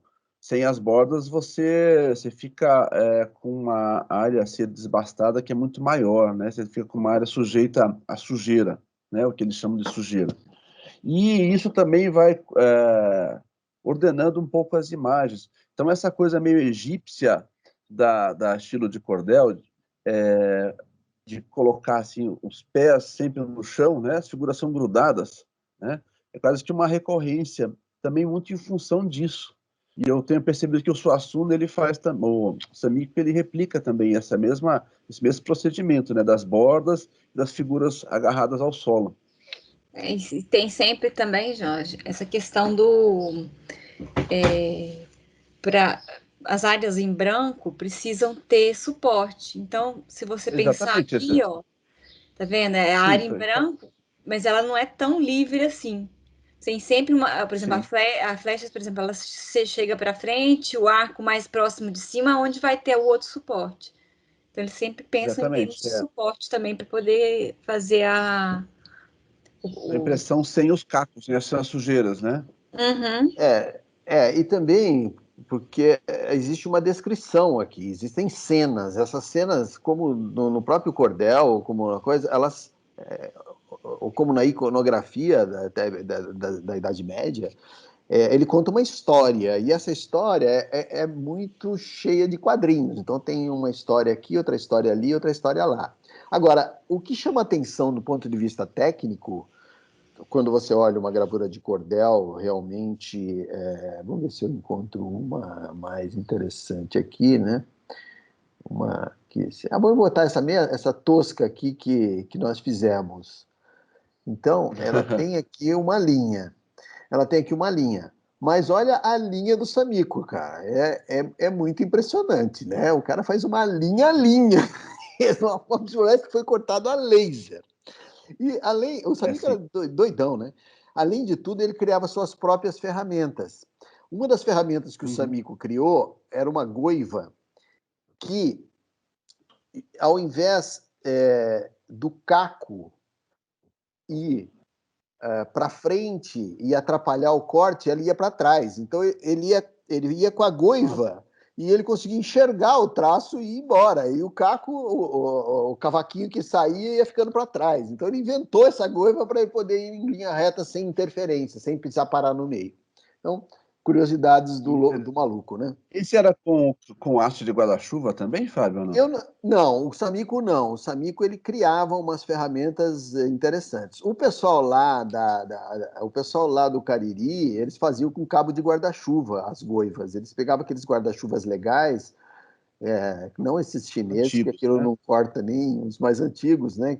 Cujo as varetas eram de aço. E colocavam isso, afiavam e davam uma goiva em V maravilhosa. Muito, muito legal mesmo. Bom, vamos a outro lance aqui. Temos a Via Láctea, temos um que chama A Caça. Tá? Esse A Caça, ele faz uma referência indireta a um outro conto que chama-se A Festa, né? Onde os elementos ele colocou lá, não é exatamente a descrição, mas aqui ele usa elementos, né? Ele falava que andava um esquimó de arco na mão perseguindo renas, enquanto uma águia surpreendeu pelas costas. Então, a primeira frase já dá exatamente a história, né? Assim. Só que ele parou aí, ele não continuou a descrição. Aí a águia disse para o cara lá: eu matei seus 2 irmãos. Se você quiser se salvar, deve oferecer uma festa lá em sua aldeia, para que todos cantem e dancem. Festa? O que significa cantar, dançar? O que é isso? Não existia festa no mundo ainda, está sendo inventada a festa. Aí, venha comigo. Aí ela mostrou, devia ter lá uma coisa imaginária, ela mostrou lá uma festa, que tinha coisa de comer, de beber e tal, o tambor ressoava forte, com o coração da velha mãe da águia, que batendo guiava seus filhos e sua casa através dos vastos gelos da montanha. Os lobos, as raposas e outros convidados dançaram e cantaram até que o sol raiou. O caçador regressou para a aldeia e tal. Muito tempo depois, soube que a velha mãe da águia e todos os velhos do mundo das águias estavam fortes, belos e velozes. Os seres humanos que finalmente tinham aprendido a cantar e dançar haviam mandado de longe de suas festas alegrias que davam calor e sangue a todos os velhos do mundo da águia. Então, eu adoro esse conto, porque a festa é que alimenta o mundo das águias. Que delícia, né? Que maravilha. Ele não continuou, ele fez essa pequena descrição, o resto ficou subentendido em algum imaginário, tá? Mas incrível, uma gravura incrível, né? Absolutamente fantástica. O preto desse pequiá marfim, ele é quase um preto de topo, de tão perfeita que é o veio dessa madeira, né? Muito bem. Fábio, eu pensei que a marfim é o nosso pau-marfim, ou não? Cara, ele é da família. Ele é da família do pau-marfim, mas ele não é exatamente. O pequiá, é uma madeira mais nordestina. Tem para vender em qualquer lugar lá no Nordeste, é mais fácil. O que chama a atenção aqui, ô Jorge, o que eu queria salientar legal é o seguinte: como é que era o processo de criação do Samico? Ele deve ter lido esse conto, daí ele começou a fazer esboço. Ele fazia uma gravura por ano, mas ele fazia desenho pra caramba. Olha só a quantidade de esboços que ele fez, pelo menos os que foram conhecidos, que chegou até a gente, para conceber essa gravura. Isso é uma parte, porque tem outra turma aqui ainda. E tem outra turma aqui ainda. Nossa. Pô, pra gente que faz um esboço só com o pau, o cara foi. Uhum. A primeira, ele fez aqui alguma coisa, a águia aberta, a asa aberta e tal, mas peraí, não, a águia veio pelas costas, então ele estava fazendo ele pelas costas, o cara meio com um escorçozinho, aí ele foi indo, foi trabalhando, aí ele mudou, foi indo, até que chegou na gravura final, aonde ele gravou, né? Então, cara, não serve para mim, mas se servir para alguém aí, pode fazer 50 drafts aí de uma Mas em uma gravura. das entrevistas dele, ele fala exatamente disso, desse processo de ficar um ano só fazendo desenho para poder definir a gravura. E depois devia ficar mais uns Mas ele 6 fazia gravuras intermediárias também, né? Gravuras, estudos em gravuras. Ele fazia, Essa que é... só que estão sumidas, a gente não tem, né? Você não consegue achar. Muito interessante isso, né? Bom, eu vou ler a última que eu gosto mais, tá ok? As meninas que me desculpem, mas essa é a que eu mais gosto. Em todos os sentidos, inclusive no sentido iconográfico, né? Que ele chama de As Estrelas também, tá? Então, esse aqui é um conto muito, muito, muito interessante. Dá uma olhada, tem lá as estrelas, tem um cara aqui tocando uma flauta, e tem uma pessoa, uma mulher, recebendo aqui uma luz do sol, tem uma flor aqui do lado. Então, o que é isso? Então, vamos lá. As estrelas. Aí primeiro ele fala alguma coisa da flauta. Vou ler. Tocando a flauta, declara-se amor ou anuncia-se o regresso dos caçadores. O som da flauta, os índios Wauai, convocam os seus convidados. Para os tucano, a flauta chora. Para os calina, fala. Porque quem grita é a trombeta. Então, essa aqui é a introdução para falar da flauta. Mas lá nas margens do Rio Negro, a flauta garante o poder dos varões. Elas estão, então, escondidas as flautas sagradas, e as mulheres que as vê merecem a morte. Em tempos muito remotos, quando as mulheres possuíam as flautas sagradas, os homens carregavam lenha e água e preparavam o pão e a mandioca. Muito incrível isso. Contam os homens que o sol se indignou de ver as mulheres reinando no mundo. O sol desceu à selva e fecundou uma das virgens, realizando sucos de folhas entre suas pernas, deslizando sucos de folhas entre suas pernas. Assim nasceu Jurupari. Jurupari roubou a flauta sagrada e entregou aos homens. Ensinou-lhes a ocultá-las e defendê-las, e a celebrar festas e rituais sem mulheres. Contou-lhes, além disso, o segredo que deveriam transmitir ao ouvido dos seus filhos varões. Quando a mãe de Jurupari descobriu o esconderijo das flautas sagradas, ele condenou à morte, e os seus pedacinhos fez as estrelas do céu. Incrível, né? Aqui está. Essa figura é o Jurupari. Muito legal. Então, cara, eu acho que esse conto é um conto indígena, eu não sei exatamente de que tribo. Então, essa questão do feminismo também ocupava fortemente o imaginário dos indígenas, logicamente, né? E provavelmente do Samico, que deve ter curtido muito esse conto e fez essa maravilhosa gravura aqui. Crianças, era isso que eu tinha para lhes dizer. Espero que não tenha enchido muito o saco de vocês. Farinhas, mas... Não, muito legal. Acho que Ótimo. essa história, né? Essa análise sua, eu sei até que foi maior. Você fez, durante a exposição do Samico, você investigou todas as imagens e fez traçou, na verdade, a genealogia delas, né? Isso foi muito interessante. E a conexão. E é um fenômeno, né, que aconteceu com o Samico e com a cultura que seria a cultura armorial, né? Que é uma coisa interessante, porque um folclore em grande parte baseado na cultura popular, mas ela tem uma outra parte que é inventada, né? Outra parte que é inventada, que é tornado mais sofisticado. Há um estudo muito interessante, agora já é uma das linhas de estudo do folclore, que é essa segundo uso das imagens do folclore, né? E, de certa forma, isso cria um emblema do que seria a cultura nordestina, né?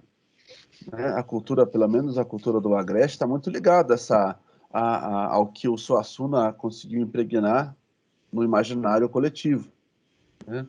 De certa forma, isso vai ser um pouco questionado por alguns movimentos, né? Que eu até nem gosto muito, mas eles funcionam, né? O próprio movimento Mangue Beat vai discutir muito essa questão. E eu lembro até do Suassuna, quando se referia ao Mangue Beat, ele dizia o seguinte: eu gosto do Chico, mas eu não gosto do Sainz. Ele falava isso mesmo. Ele ele tinha consciência que devia se buscar assim a força nas raízes. E, de fato, quem, por exemplo, estuda o imaginário românico medieval europeu e vê as carrancas do Rio São Francisco, fica abismado em ver a similaridade, né? Nós podemos dizer que há até uma conexão muito grande com a região do norte de Minas, com esse imaginário também, né? O norte de Minas é muito nordeste, enquanto cultura popular. As próprias figuras lá do Jequitinhonha, né? Aquilo conversa muito com o imaginário nordestino.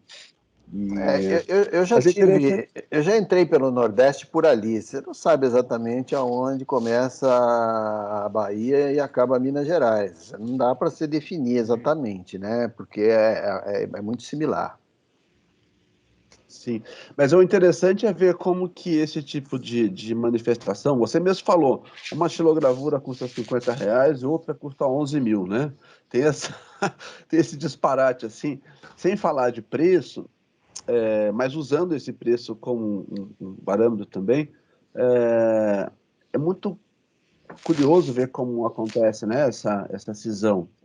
E a gente pode ver isso também em outros momentos. Por exemplo, pode-se dizer que o Samico ele tirou partido do fato de ele ser nordestino, né? Assim como os artistas japoneses, após a Segunda Bienal de São Paulo, de 53, tiraram partido do fato de terem origem japonesa.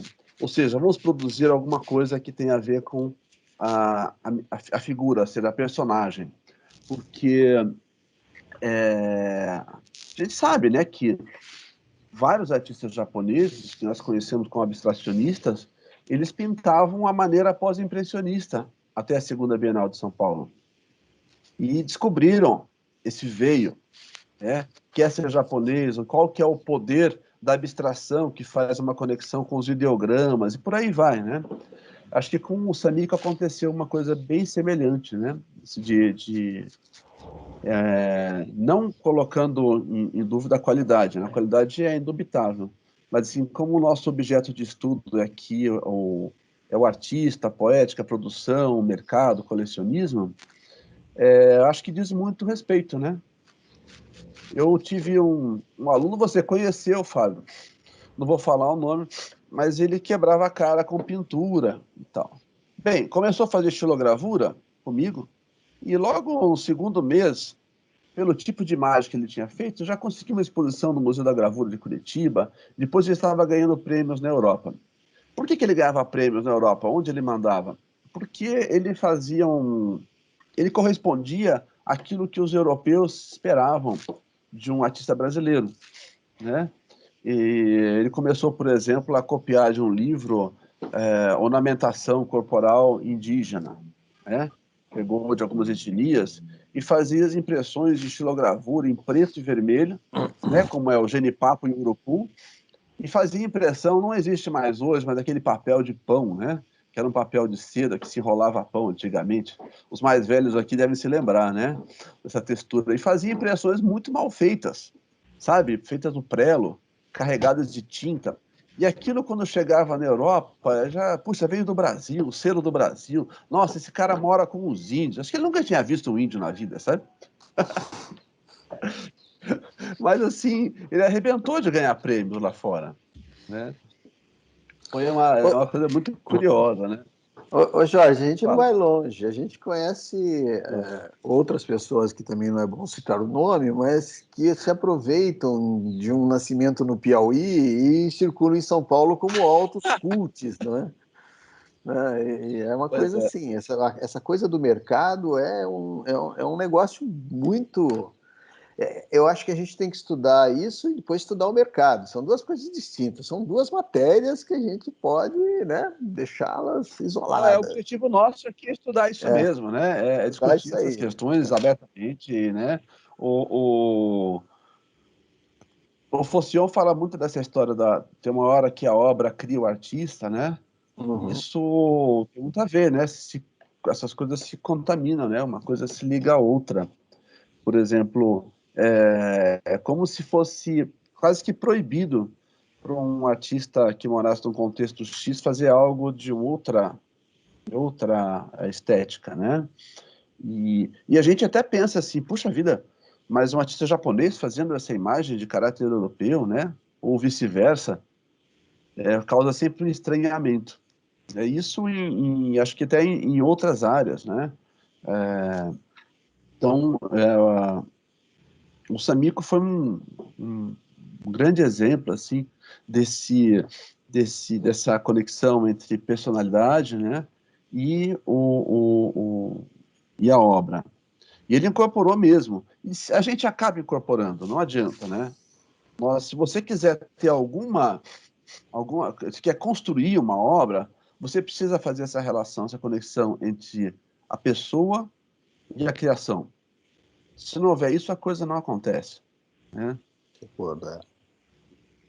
Não é? É difícil, por exemplo, separar, vamos escolher um cara distante da gente, o Chagall, Marc Chagall, do fato dele ser judeu, por exemplo. Não tem, né? não Ou dá. seja, todo o imaginário judaico no norte da Rússia. Então, essas coisas se conectam, né? O próprio Lazar Segal, né? É difícil a gente separar as coisas. Sim. A influência essa coisa, a influência judaica e tudo mais. Sim, essas pontes. Eu gosto muito de lembrar sempre do velho Marcelo Grasman, né? E ele colocava assim como ponto de partida da obra dele o trabalho de entalhador, né? O trabalho de entalhador de móveis. Ele falava, olha, eu aprendi a entalhar essas quimeras, né? Essas gárgulas, tal, no liceu.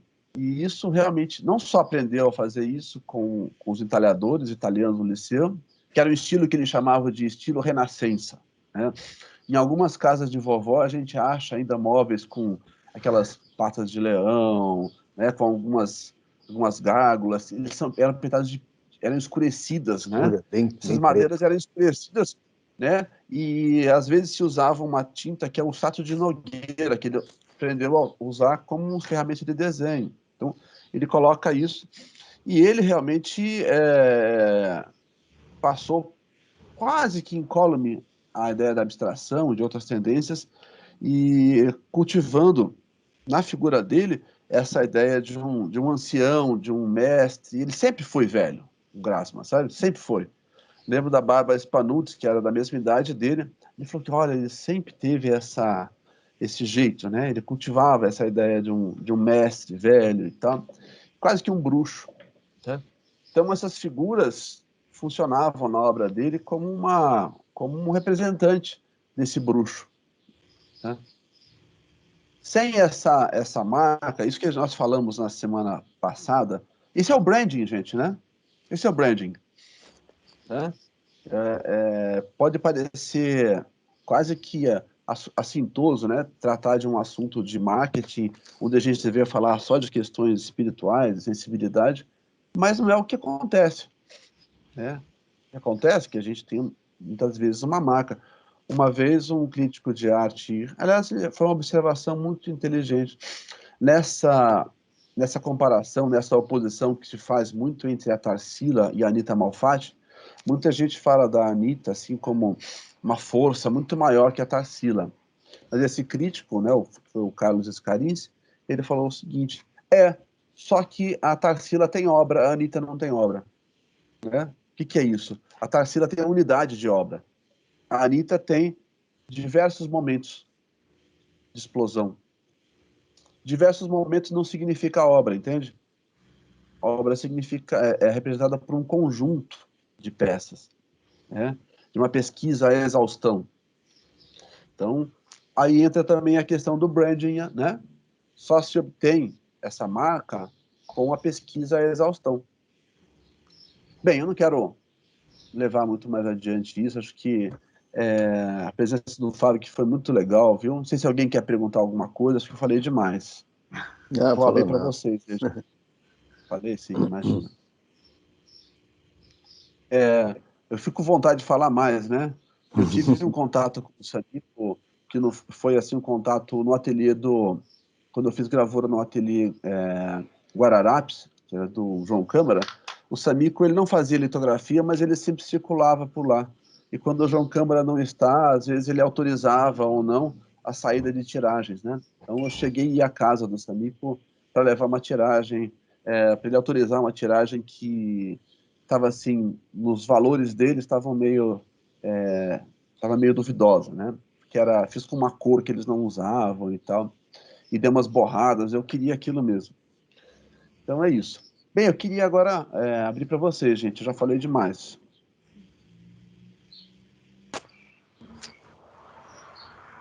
Manassés, você que é um oriundi, fala pra gente da sua impressão.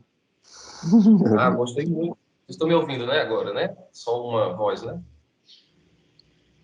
Ah, então, gostei muito, Fábio. Achei uma expedição, assim, né? Uma expedição que você fez aí, porque é uma expedição por essa invenção mesmo, né? Assim, né? É uma invenção, né? A gente que estuda um pouco mais, a gente tem uma noção disso, assim, né? De que tem uma parte da cultura ali que foi inventada e exagerada, né? Desse jeito, assim. De alguma forma, ela foi exagerada, assim, né? Mas eu gostei de saber um pouco mais sobre o Samico, né? O Samico que sempre foi essa figura hermética, assim, né? Para a gente ele é uma figura hermética um pouco, né? Porque, por exemplo, tudo isso que você falou, essa pesquisa inteira, ela nunca, assim, né? Nem por alto a gente tem acesso lá, sabe? Essas informações, assim, né? A gente não tem muita noção de para onde é que ele foi, de onde é que ele veio, ou em relação ao J. Borges mesmo, assim, a gente sabe que o cara tá vivo e que ele tem um ateliê, sabe? Né? A gente sabe mais ou menos disso, assim, mas não existe sabe, essa publicização, né, dessas figuras lá, não existe muito, ao menos no meu estado, né, Alagoas a cultura é outra, assim, né, eles gostam de cana, mas, mas assim, né, eu já viajei, assim, um pouco, assim, né, e dá para perceber, sabe, dá para perceber isso que você falou de não se gostar muito das imagens toscas, né, do cordel e tal, né? Isso sempre foi uma coisa que eu notei muito, sabe, assim, né? Na minha cidade vende, toda feira vende, né? Toda feira vende, mas assim, as pessoas que gostam mesmo, elas gostam por outros motivos, assim, né? Elas não são atraídas quer dizer, as pessoas que não gostam, né, elas não gostam justamente por isso, por parecer tosco, por parecer ser uma coisa que denota muito a mão, parece que a mão tá demais ali, sabe, que é uma coisa feita, né, que é inferior e tal. Então, assim, isso é muito comum, né, pra gente lá, assim. Eu acho que faz parte de uma invenção mesmo, né, do que é o mito do nordestino, assim, né. Exatamente, faz parte mesmo, foi uma invenção. E quando o cordel caiu um pouco, as pessoas falam muito que o cordel caiu, obviamente, em desuso e caiu, né? Depois que a TV entrou, depois que as coisas entraram para o interior, obviamente o cordel caiu bastante, mas também virou um pouquinho cult. Então, eu vejo, acho que você pode me dizer lá na sua região, mas no Cariri é muito forte. Circula cordel o tempo todo, circula entre as crianças, circula entre... Tem muito gravador, tem muito estilogravurista profissional, enfim, tem um mundo. Mas, obviamente, caiu bastante, né? Caiu bastante. Existem declarações que são incríveis. Por exemplo, quando Getúlio Vargas morreu, um cara escreveu sobre a morte do Getúlio. Imediatamente, quando o Getúlio morreu, fez lá um cordel. Esse cordel vendeu no primeiro dia, no segundo dia, 30 mil exemplares. 30 mil exemplares, sendo que o jornal de maior tiragem não chegava a 10 mil, sabe? Então, quer dizer, era maluco mesmo o negócio, né? O Taíde era um cara que era muito, muito violento, né? Muito forte nessa questão do comércio. Mas esse tosco, essa coisa, ela é mais cult do que popular. Se você curtir cordel, é muito mais cult do que efetivamente popular. Então, a gente tem que, tem que entender isso, cara, que não adianta. O pessoal vai para o Nordeste, compra um monte de folheto, nunca lê. Não querem saber de ler, só olha, tem cordel aqui, né? E é muito iconográfico, realmente, né? Eu recebi esse folheto da dengue, sabe? Da dengue, do cordel da dengue, né? Eu estudava, não lembro a série, assim, não sei se era a terceira, quarta série, mas eu recebi o folheto da dengue.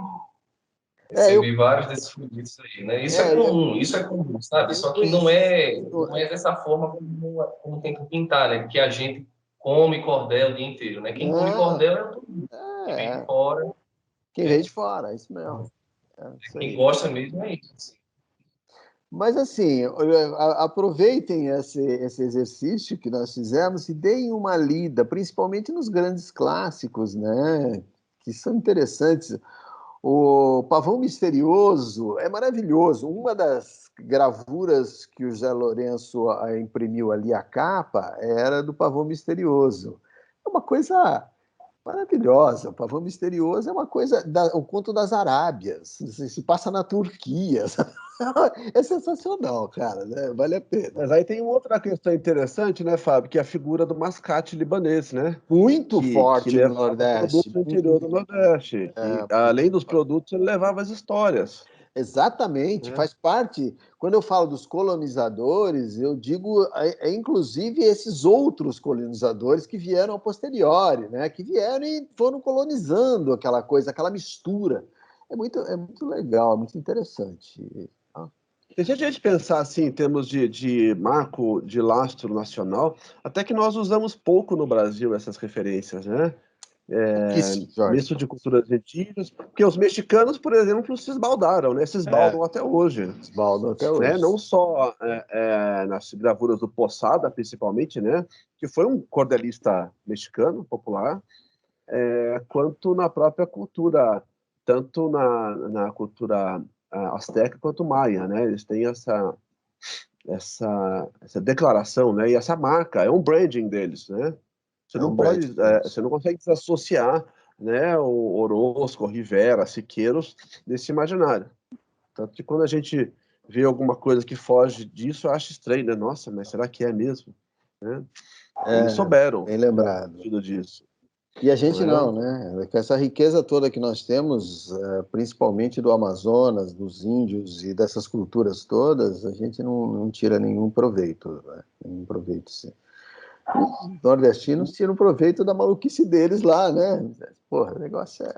Mas é interessante, cara. Tem que vender, pô. Tem que vender, né? Mas existe... Mas é uma coisa curiosa, existe uma arte feita, vou falar de Pernambuco, feita em Pernambuco e comercializada no Recife, uma arte de galeria, que nós não temos contato em São Paulo. Em São Paulo, em lugar nenhum, sabe? Eles é de consumo deles. Mas eu conheci por conta de contatos meus. São coisas que você pensa, puxa, isso aqui é coisa inglesa, alemã, tal. Não, é deles de lá. É deles de lá. E existe um mercado de arte muito específico, né? Principalmente no Recife. Convém lembrar também que a abstração no Brasil, ela não é falada, né? Mas ela começou não em São Paulo, começou no Recife. Começou no Recife. Foi com o Leandro do Rego Monteiro, irmão do Vicente do Rego Monteiro. As primeiras experiências abstratas foram feitas por ele, né? Mas a questão do marketing também, ele acaba patenteando certas coisas em certos lugares, né? E há uma discussão muito grande sobre a modernidade. Por que a modernidade começou em São Paulo, não no Rio de Janeiro, que era Porto, né? Que era a capital? Então, existe uma produção também de marketing atrás disso, né? Quando eu perguntava para o Marcelo qual que era o efeito da semana de 22 na geração dele, ele dizia nenhuma, ninguém sabia. Ninguém sabia. Um clubinho. Ficaram sabendo da semana de 22 nos anos 60, quando aquilo virou livro, quando virou história. Então, se foi um movimento tão importante, teria deixado ecos, né? Assim, imediatos. Não, pelo contrário, em 22 foi feita uma semana de arte moderna, em 25 se funda uma escola de belas artes, que seria a academia. Então, a tradição vem depois da Revolução. Então, não tem muita lógica, né? Pedro Alexandrino foi celebradíssimo, né? A Tarsila, quando volta da Europa, volta para estudar. Depois de ter feito aula com Leger, feito com o Love Scoring, ela volta para São Paulo e vai ter aula de novo com Pedro Alexandrino. Então, essas coisas não são faladas, né? E esse é um movimento que foi criado, essa semana, que não foi uma semana, foi menos, né? Foi criado nos anos 60, com toda uma história da celebração de São Paulo como locomotiva do Brasil e tudo mais, né? mas se questiona muito, por que não nasceu em São Paulo, no Rio de Janeiro ou no Recife? Porque existe uma máquina por trás disso, né? Existe uma propaganda, um marketing atrás dessa história. Então é isso. Bem, Fábio, não sei se alguém mais quer se manifestar, aproveite, por favor. Ô, Jorge. Oi, Isaac. Tá me ouvindo? Oi, amigo. Isaac. Fábio. Zóia. Então, você está falando. Eu tenho pesquisado ultimamente assim um pouco sobre o cordel, né, sobre a estilogravura, principalmente ligado a essa tradição lá no Nordeste, né? Aqui no Nordeste, principalmente. Então, o que acontece? Eu sinto que essa poética meio rústica, né, que a gente está chamando aqui meio de rústica do cordel, tem muito a ver também com uma certa cultura da comédia, que é o próprio texto do cordel foi trabalhado assim. Eu acho que a parte mais popular do cordel é quando ele trata de tirar uma fuleiragem com alguma história considerada meio importante, né? Seja da tradição da igreja, seja de alguns contos populares, seja de figuras históricas, né? Eu não sei, parece que tem uma relação entre o tipo de desenho mais chulo, vamos dizer assim, com essa tradição meio de contar as grandes histórias de uma maneira que as pessoas vão rir, né? Até o próprio repente tem uma ligação com isso também, nessa essa batalha de repente, a toada também, sabe? De colocar, fazer uma espécie de rinha onde você vai contar uma história de maneira que faça as pessoas entender aquilo, só que com comédia, né? Rindo. Você tem razão, mas uma das questões, a comédia é muito importante nessa linha, mas também faz parte da dicotomia nordestina entre a tristeza e a alegria na mesma coisa, sabe? Se você lê, se você der uma lida na entrada da prostituta no céu, do J. Borges, é muito louco, assim, exemplificando isso que você falou, né? Quer dizer, uma prostituta entrando no céu e fazendo a maior confusão lá, sabe, com um e com outro santo, é uma coisa que tira um barato total das questões religiosas e tudo mais, né? Então isso é uma... Agora, nós não podemos deixar de encarar isso como aquilo que vende. Então, voltamos ao papo que o Jorge está batendo. O que vende, né? Hoje, no Brasil? O que o Brasil fez quando você fala de cinema brasileiro? Chanchada, cara. Aquilo que vendia. Fazer essas coisas se tornarem engraçadas. O que a gente vê nas nossas mídias sociais hoje? Piadas que rodam... incabível para um argentino. O argentino, quando ele está triste por causa do Bolsonaro deles, eles choram. A gente não, a gente começa a dar risada. A gente tem um monte de coisas, de humores quase negros que circulam, né? Então você tem razão. O cordel explora bastante isso, bastante mesmo, em vários contos, inclusive em contos dramáticos. Chega num determinado ponto, tem algo engraçado tirando um sarro desse drama. Exato. É bem, Fábio, só fazendo uma... Eu lembro disso, que uma vez eu contei uma história triste que aconteceu comigo, tal, sabe? Um enxame de abelhas me pegou e tal. Contei isso no Nordeste lá. E o povo começou a dar risada e tal. Depois eles perceberam que fiquei chateado, depois eles contaram, não fica triste, não. Aqui é o seguinte... Se cegou e não matou, a gente tá tirando sarro mesmo, gozando. É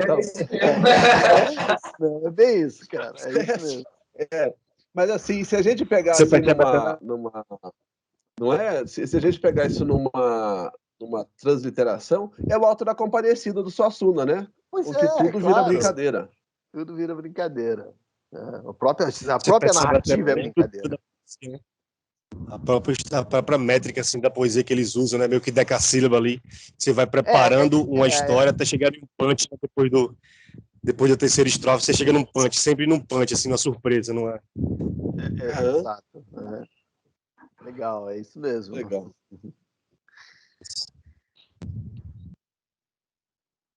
Gente, eu não consigo ver todo mundo, desculpa que minha tela é pequena. Alguém mais quer comentar alguma coisa? Eu queria fazer uma pergunta para o Fábio. Ô, Fábio, quem está falando é Mara. Prazer conhecê-lo, gostei muito da sua palestra, trouxe muitas coisas interessantes para a gente. Nessa exploração de estilogravura, eu tenho muita dificuldade assim, na escolha de madeira, sabe? E você falou aí de madeiras aí importantes lá do Nordeste, né? Eu sempre estou perguntando para o Jorge, para a Eliana, assim, qual madeira que a gente usa? Qual madeira, né? E eu vejo assim, eu pelo menos assim que eu moro numa casa, e a gente está sempre cortando a árvore lá, né? Que tem. Aí eu fico assim, eu fico querendo aproveitar as madeiras, mas nunca sei se eu vou ser feliz ou não naquelas. O que você aconselha a gente? A experimentar ou ir nas tradicionais? Bom, experimentar eu sempre aconselho, mas o que acontece? A gente tem que se adaptar. Quer dizer, a madeira que está disponível para você, ela tem, no mínimo, duas características importantes: a fibra aberta ou a fibra fechada. Não é? Então, assim, se você naquela obra que você está concebendo, você quer uma imagem mais fechada, tipo aquilo que eu mostrei do Samico, quer dizer, uma imagem totalmente fechada, você, por duas uma, ou vai usar uma madeira muito fechada, ou vai usar topo, ou vai usar uma borracha qualquer, né? E não vai pegar, por exemplo, um cedro, que tem um veio bastante aberto. Por outro lado, se você pegar um cedro, ele vai ter veios lindos ali, que vão se demonstrar que você tem que trabalhar com esses veios. Então, o que eu sempre aconselho o meu pessoal? Pega um pedaço da madeira, passa a tinta e imprime. Olha para aquela impressão e, ok, essa madeira é fechada ou é aberta, etc. O Samico, quando veio para São Paulo para estudar com o Lívio Abramo, ele era muito duro, ele não tinha grana, não. Era realmente um cara muito duro. Onde que ele arrumava madeira? Ele passava lá na zona cerealista e pegava caixa de maçã, aquela lá uma porcaria de uma madeira idiota, toda aberta. E grande parte das gravuras dele foram feitas nesse suporte, que deu gravuras muito interessantes. Então, primeiro, pesquisar é tudo. Regionalmente, inclusive, não adianta eu querer, exemplo, eu importei em uma determinada época, né, importei o bucho de topo, que é considerado a grande, maravilhosa madeira do mundo para se fazer estilo de topo. Aí eu e Jorge conversando, não, mas parece que a Néspera é boa. Cara, para o meu conceito, a Néspera ultrapassa em qualidade o bucho. Então, usando Néspera, ela tem um corte super suave, ela é bem fechada, etc, etc, na estilo de topo, né? Eu acho que se ela é boa na estilo de topo, ela vai ser boa na de fio também. Isso é o que eu imagino.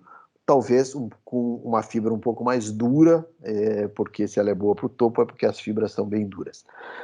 A umburana é a melhor madeira, sem dúvida, mas é difícil achar. É muito complicado de achar, mas ela é uma madeira que quem trabalha com ela fica preguiçoso de trabalhar com outras, né?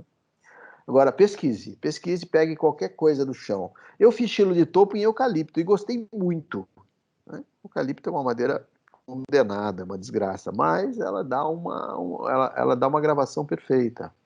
Racha imediatamente após, você tem que fazer todas as cópias e largar a mão, porque ela vai rachar, né? Não sei se respondi a sua questão, mas talvez Eliane e Jorge possam esclarecer um pouco melhor, que eles são mais técnicos do que eu. Obrigada, esclareceu bem. O próprio Carlos Henrique, que nós conhecemos, ele está fazendo estilogravuras agora em PVC, né, Fábio? Acho que eu achei um pouco deplorável quando ele me mostrou, mas eu admito que as imagens estavam com absoluta perfeição. Era quase que um clichê, sabe? Uma coisa muito louca. Mas eles estão fazendo em PVC. Né? E era muito doido, porque ele falou o seguinte, que algumas estilos muito toscas que foram para capas de cordel foram lixadas, os caras nem lixa tinham, foram lixadas na calçada, no cimento da calçada. Aí você fala, meu Deus, quando você pega uma amburana, você vê que isso é totalmente possível, cara. Ela lixa maravilhosamente bem em qualquer lugar. Aí o cara corta com um canivete qualquer, ela corta com um canivete qualquer, né? Diferente se você pegar uma madeira, como, por exemplo, o próprio marfim. O pau-marfim, para mim, é a melhor madeira para estilo de fio que eu conheço. Ela é maravilhosa. E Rubem Grillo só usa esse tipo de madeira. Ela tem um corte lindo, ela é fechada, embora tenha um pouco de fibra, vale a pena, mas você não corta ela de qualquer jeito, você precisa ter ferramenta afiada. Olha, agora só convém, Fábio, lembrar que a umburana não se consegue no mercado. Ela é uma madeira de difícil extração, né? Ela está protegida, inclusive, Jorge. Está protegida. Mas você não pode cortar, né? Porque não pode cortar. Ela tem que secar sozinha. Seca e depois passa um ano depois que ela morre ainda, né? Porque daí os insetos xilófagos comem toda a casca e parte da entrecasca e você fica com cerne. Então, a madeira até... Assim, a extração dela é ecologicamente correta, né? Mas não há demanda para o mercado de madeireiras, né? Não existe isso. Tá difícil conseguir, viu? Pelo que eu falei com os meus amigos nordestinos, as minhas estão acabando. Então é isso, gente. Aí, gente, Fábio, muito obrigado. Eliana, muito obrigado a vocês, foi um prazer. Estou à disposição. Eliana, eu vou mandar para você essa apresentação, aí você compartilha com quem você achar que deve, ou quem quiser, fala com a Eliana, que eu vou disponibilizar para ela aí no e-mail, tá bom? Tá bom, Fábio, muito obrigada. Obrigado a vocês, um grande abraço a todos. Vamos ver quando se passar, sei lá, no ateliê de novo, para a gente fazer essas conversas pessoalmente. Logo mais, Eliana, logo mais. Ô, Fábio. Diga, cara. Eu ia perguntar, é uma pergunta mais direcionada, assim. Tem uma série sua de estilo, que é umas das águas, tem umas pedras assim e tal, que acho que você fez com cores também. Aí eu queria que elas têm uma margem preta em volta, assim. Em algumas, se eu não me engano, são todas, eu não tenho certeza, porque é difícil de achar. Mas elas são feitas em umburana? Aquilo, ela sempre tem, no mínimo, duas matrizes, uma de topo e uma de fio. A de topo é o que aparece mais preto, mais negro, e ela é feita na néspera, na nespereira, na madeira de néspera. E a de fio é feita em umburana. Que você faz o fundo. Que eu faço o fundo, a cor. Ou a umburana ou o marfim, uma dessas duas madeiras. Então, ela tem essas duas coisas que são impressas separadamente. Ora, eu faço a impressão com ela úmida mesmo, com a tinta úmida para poder misturar, né? Para poder ter mistura, ou com ela seca para poder ficar com cores. Mas eu te mostro melhor quando você estiver em São José. Beleza. Ô, Fábio, muito obrigado, viu, gente? Gente, obrigado a vocês. Foi um prazer. Agradecido. O Fábio, eu conheço o Fábio desde os anos 80, gente, né? Eu estava iniciando a gravura, ele fazia ateliê da Riet Chaim. E até hoje a gente discute, né? Materiais e tudo mais. E queria agradecer aqui a contribuição, viu? Muito obrigada pela participação aqui. Alô, meus queridos. Um abraço para todos, então. Tudo de bom, Fábio. Obrigado. Abraço, Fábio. Tchau.